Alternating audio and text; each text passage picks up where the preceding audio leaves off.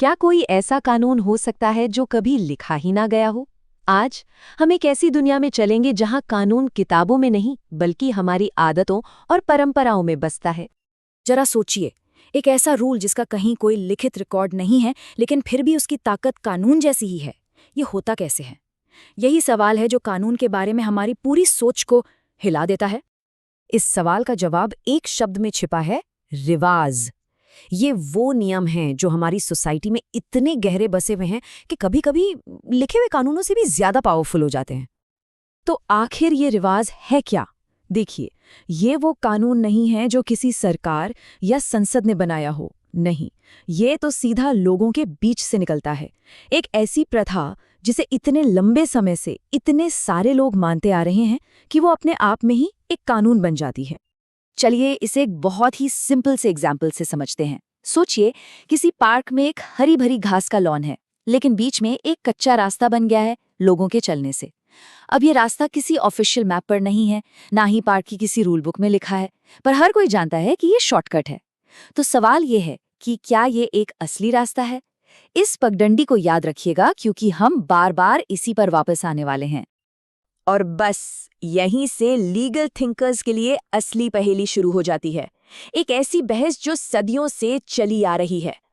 तो सवाल ये उठता है कि हमारी वो घास वाली पगडंडी या फिर कोई भी सामाजिक रिवाज आखिर किस पॉइंट पर सिर्फ एक आदत से ऊपर उठकर कानून का दर्जा पा लेता है? क्या ये अपने आप हो जाता है या फिर इसे किसी ऑफिशियल स्टैम्प की जरूरत पड़ती है? अब इस सवाल पर ना लीगल वर्ल्ड में 3 बड़े बड़े कैंप्स हैं। 3 अलग अलग नजरिए हैं और तीनों के बीच एक जबरदस्त बहस है। और मजे की बात यह है कि तीनों हमें कानून के बारे में कुछ नया सिखाते हैं। तो सबसे पहले आते हैं ऑस्टिन। उनका कहना है कि कोई भी रिवाज तब तक सिर्फ एक सोशल हैबिट है जब तक कि स्टेट यानी कोई अदालत या सरकार उस पर अपनी मुहर न लगा दे। अगर हम अपनी पगडंडी वाले एग्जाम्पल पर वापस जाएं तो उनके हिसाब से वो रास्ता तभी ऑफिशियल माना जाएगा जब पार्क अथॉरिटी वहां एक साइन बोर्ड लगा दे कि हाँ, ये एक रास्ता है। अब दूसरे हैं एलन, और उनका नजरिया बिल्कुल अलग है। वो कहते हैं नहीं, रिवाज तो अपने आप में ही कानून है। कोर्ट का काम कोई नया कानून बनाना नहीं है, बल्कि सिर्फ ये ऐलान करना है कि हाँ, ये कानून तो पहले से ही मौजूद था। इसका मतलब ये हुआ कि अदालत बस ये मान रही है कि वो पगडंडी तो हमेशा से ही एक असली रास्ता थी, चाहे वहां कोई साइन बोर्ड लगा हो या न लगा हो। और फिर तीसरे आते हैं सेवेनी, जो इसे एक हिस्टोरिकल एंगल से देखते हैं। उनके मुताबिक कानून ना तो स्टेट बनाता है, न ही अदालतें। कानून तो लोगों की कलेक्टिव कॉन्शियसनेस, उनकी आम भावना में रहता है, जिसे उन्होंने एक फैंसी सा नाम दिया है, वुल्फ्स गाइस्ट। तो जो रिवाज हैं वो तो बस उस अंदरूनी कानून का एक बाहरी सबूत है। यानी वो पगडंडी इस बात का सबूत है कि लोगों की कलेक्टिव विल उस रास्ते पर चलने की थी, और यही इच्छा असली कानून है। तो चलिए इन तीनों को एक साथ रखकर देखते हैं।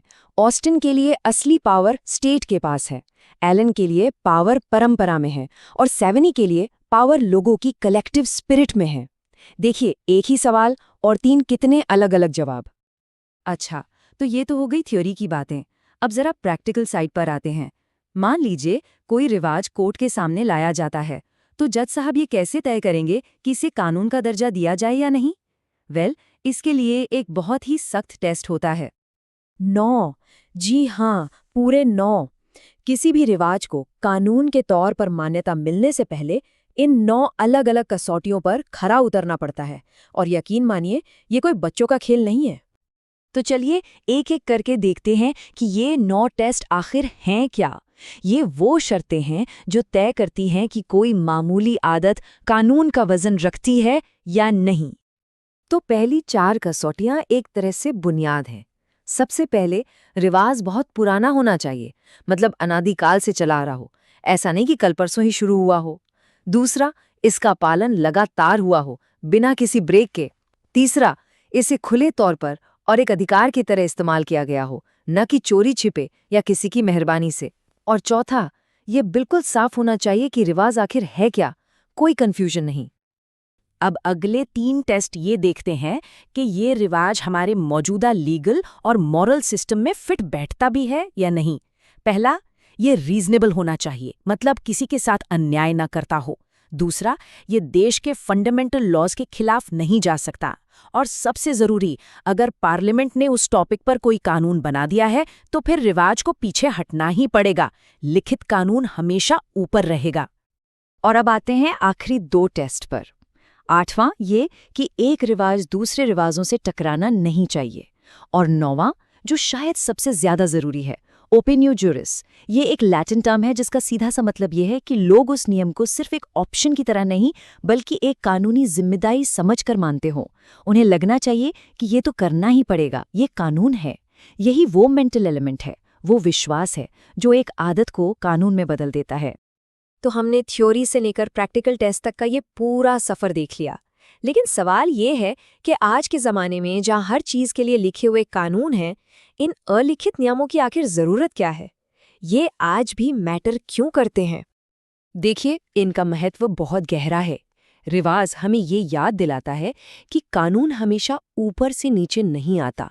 मतलब ऐसा नहीं है कि सरकारें ही हम पर कानून थोपती हैं। कानून नीचे से ऊपर भी जा सकता है। ये इस बात का सबसे बड़ा सबूत है कि एक समाज, एक कम्युनिटी खुद अपने लिए ऐसे नियम बना सकती है जो सबके लिए बाइंडिंग हो।